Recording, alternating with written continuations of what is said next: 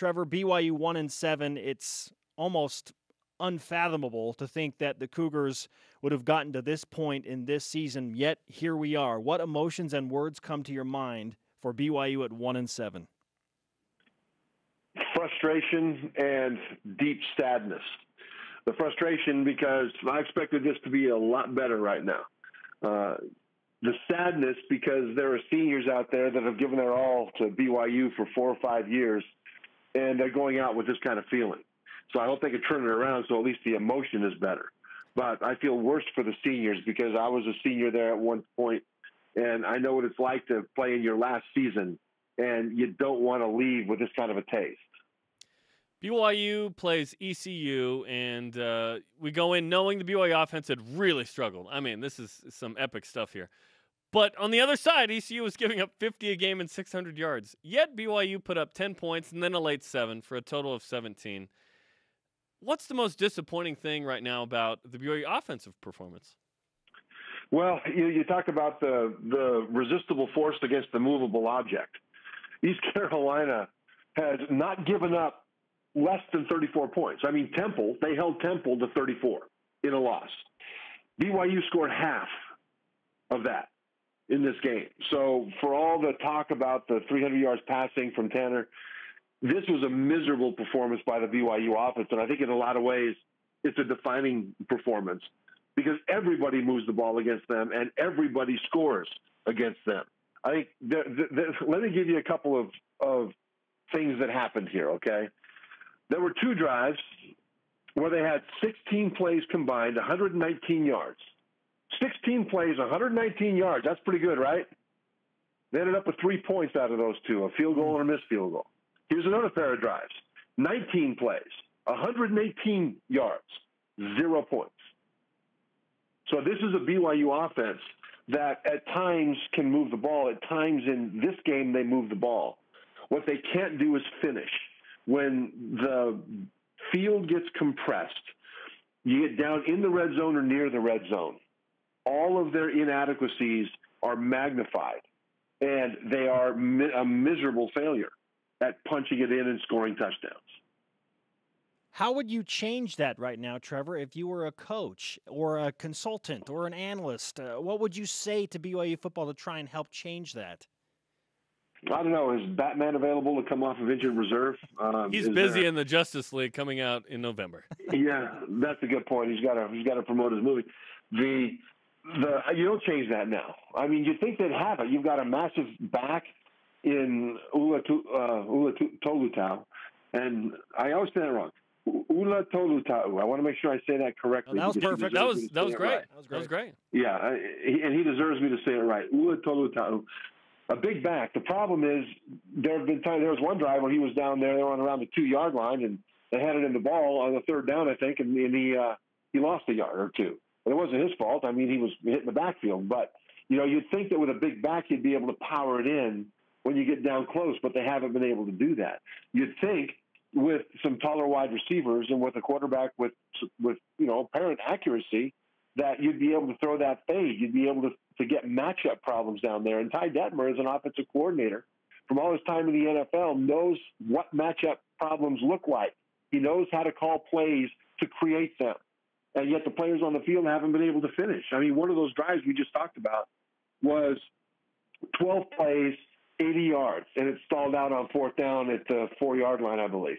It was 8 straight. They were all passes. 8 straight passes to get down to the 5. First and goal at the 5. 8 straight passes, right? So that's working. They found something that's working. The passing game was cranking out. It was early in the 4th quarter. And what happens? But 4 passes later, they throw an incompletion on 4th down, and they don't punch it in. Well, you would think that if you're on the 5-yard line and you have the receivers that BYU has on paper, and a quarterback in Tanner Mangum that on the practice field could throw it through that swinging tire anytime he wants, you'd think that after 4 tries against an East Carolina defense that can't stop a stiff breeze, they'd be able to get the ball to somebody who can get his hands on it and complete the catch and score a touchdown. But they couldn't do it. I mean, they were 1 of 4. Well, check that. They were 2 of 4. One was a sack, there was a completion, and then 2 incompletions to round it out. So this is where you say, how do they fix it? How do they get it better? Well, the big back isn't pounding it in down there, and the passing game isn't living up to its potential down there. So now what do? You call Batman. Trevor Matich. What's his number? We need his number. That's the question. The hotline to the It's not bat a phone. number. It's a signal that you project with a spotlight onto a cloud. Well, you have to wonder who BYU's superhero is on this team of sorts. Right now, Trevor, who is the best player on this BYU football team? Fred Warner, and it's not close. Fred Warner and linebackers are the best linebackers that I've ever seen play at BYU. And when I watch him play week after week, no matter what the frustration, I see him playing like it's the national championship at stake on that play. Fred Warner isn't just talented. Fred Warner is committed. Fred Warner is the bell cow on how to do these things right. And he makes so many plays because, number one, he's so good. But number two, he never quits. And I'll tell you this, if BYU had 22 guys that were like Fred Warner, they'd be in the top 10 right now. I don't think it's the worst thing in the world to have a season that isn't up to your expectations, maybe even a losing season, right? This happens a lot, okay? When Utah first got into the Pac-12, they had a couple of 5-7 seasons. They've been kind of in the 9-win range and competitive since. Michigan State last year, 3 wins? Notre Dame 4 wins last year. Both are 6-1 this season, the next season. Nice win by Notre Dame over USC, by the way, over the weekend. But 1-7 is another level, and my fear is that BYU doesn't bounce back from this quickly. Do you foresee BYU rebounding this or next year off of this on the field, recruiting, and otherwise? Yes, I do, because you're right about that. I mean, Notre Dame is really a great bounce-back story, and BYU can do that as well. I mean, they've got some seniors in important places. Warner is important. I mean, guard, center guard, starters are seniors. So they're going to have to replace some guys, but most of the guys are coming back, and they will have probably the best off season of their lives because they don't want this to happen again. And they'll also have a second year under Ty Detmer's pro-style offense to try to figure out how to do it. It'll be the third year of Detmer being the offensive coordinator. But remember that last year it was Taysom Hill and Jamal Williams, and it was more of a college-style running offense to take advantage of the running quarterback. So they'll have more time to kind of learn what to do. So that's a good thing. Also remember this, as ugly as this feels, and it feels ugly because it is ugly, this is a bunch of players that are still playing. They're still playing for each other. They still love each other. They still love their coach, and you can tell. They're still working hard, although you can also see the frustration in them when they're on the field. But this is a group that hasn't quit. This is a group that's still trying, and I think it's easy to support the team when everything's going well. The hard thing is to support them when it's not going well, even though they're doing the best they can. And maybe they're just not good enough. I don't mind somebody if they're not good enough. What I mind is if they don't work hard. And these guys work hard. And it's easy for players. I mean, my senior year, of course, we didn't lose a game. And it was easy. Really easy. It's so easy to be on a winning streak, but to be on a losing streak is the hardest thing imaginable. And so I think it's important to remember that these guys are representing their team, their school, and their church in a way that I think is the best they can under the worst of circumstances. And it's not easy. And I evaluate them and I judge them not because they're 1-7, right now. I evaluate them and judge them because at 1-7, they still have to suit up and go out there. How do they do then? And the truth of it is, I think they're doing a lot of good things that you can be proud of from a standpoint of how they are handling this miserable season so far. ESPN's Trevor Matich on BYU Sports Nation. What are your expectations for BYU football for the rest of the season, starting with San Jose State in Provo on Saturday afternoon, with the Cougars as a 14-point favorite? Yep, well, imagine that. They have, I think it's a 78% chance to beat San Jose State, according to ESPN's Football Power Index, so that's a good thing. They might get a feeling they haven't had since the opener against Portland State. This last game against East Carolina, it was a clash of 1-6 teams. Now it's a clash of 1-7 teams.